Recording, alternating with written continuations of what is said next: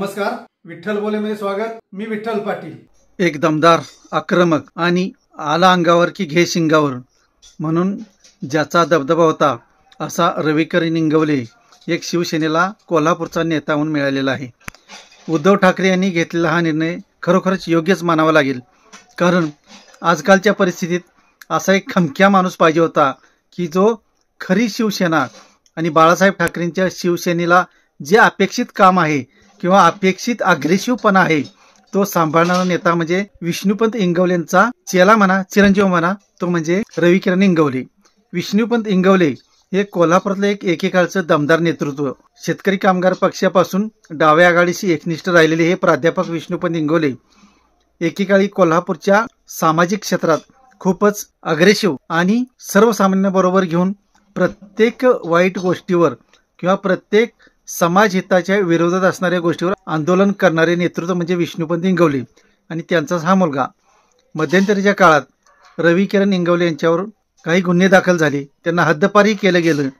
एवढंच नव्हे तर त्यांना समाजातून उठवण्याचा प्रयत्न सुद्धा काही जणांनी केला, पण विष्णुपंत इंगवलेंचा हा चिरंजीव मागे हटेल तो कसा, अशा रीतीनं रविकिरण इंगवले यांनी एक कोल्हापूर शहरात दबदबा निर्माण केला।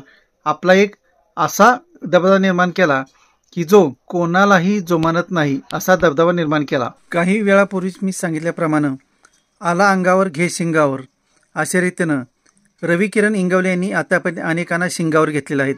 अर्थातच त्यामध्ये प्रमुख असतील ते राजेश क्षीरसागर आणि रविकिरण इंगवले या दोघांच्याही स्वभावात काही साधर्म्य दिसून येतं, कारण दोघेही अग्रेसिव्ह। म्हणून तर राजेश क्षीरसागर शिवसेनेचे शहर प्रमुख झाले आणि आमदार झाले। आज तोच कित्ता रविकिरण इंगवले गिरवत आहेत। ते शहर प्रमुख नव्हे तर थेट जिल्हा प्रमुख झालेले आहेत। कोल्हापूर उत्तर, कोल्हापूर दक्षिण या दोन्ही विधानसभा मतदारसंघाची जबाबदारी त्यांच्यावर आलेली आहे आणि रविकिरण इंगवले एक असं रसायन आहे की जे कोणालाही जुमानत नाही, कोणालाही घाबरत नाही आणि आला अंगावर घे शिंगावर अशी जी त्यांची प्रवृत्ती आहे तीच उद्धव ठाकरे यांनी हेरलेली आहे। बाळासाहेब ठाकरेंचे जे अभिप्रेत शिवसैनिक किंवा जे प्रमुख कार्यकर्ते अपेक्षित होते त्यानुसारच उद्धव ठाकरे आता आपले नेते आणि कार्यकर्ते निवडत आहेत। जिल्हा पातळीवर काही जणांना मोठी संधी दिली जात आहे। संजय पवार हे सुद्धा असंच एक अग्रेसिव्ह नेतृत्व की जे राजेश क्षीरसागर यांना नडलं, म्हणून तर संजय पवार यांना थेट राज्यसभेची उमेदवारी दिली गेली, पण त्यात संजय पवार यशस्वी झाले नसले तरीही अजूनसुद्धा संजय पवार शिवसेनेशी, उद्धव ठाकरेंशी, बाळासाहेब ठाकरेंशी एकनिष्ठ आहेत आणि तोच कित्ता रविकिरण इंगवले यांनी गिरवावा आणि रविकिरण इंगवले यांचा जो बाणेदारपणा आहे, जे अग्रेसिव्हता आहे, जो ठोसपणा आहे, जो सर्वसामान्यांच्या हक्कासाठी लढण्याचा निर्णायक असा जो त्यांच्याकडे बाणा आहे, तो बाणा ओळखूनच उद्धव ठाकरे यांनी त्यांना संधी दिली असणार आणि त्यात निश्चितच रविकिरण इंगवले यशस्वी होतील।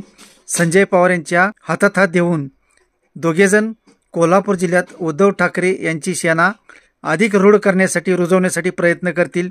हाच वरिष्ठांना एक संदेश द्यायचा असेल, तीच त्यांची अपेक्षा असेल आणि ती रविकिरण इंगवले पूर्ण करतील। जरी काही जणांची नावे होती की जिल्हा प्रमुख पदासाठी, पण रविकिरण इंगवले यांच्या नावावर शिक्कामोर्तब का झालं तर त्यांचा अग्रेसिव्हपणा जो अंगावर येतो त्याला शिंगावर घेण्याचा बाणेदारपणा आणि पक्षासाठी एकनिष्ठपणे राहण्याचा जो त्यांचा स्वभाव आहे, त्यामुळेच त्यांना ही संधी मिळालेली आहे आणि त्या संधीचं ते सोनं करतील अशी कट्टर शिवसैनिकांना निश्चितच अपेक्षा आहे।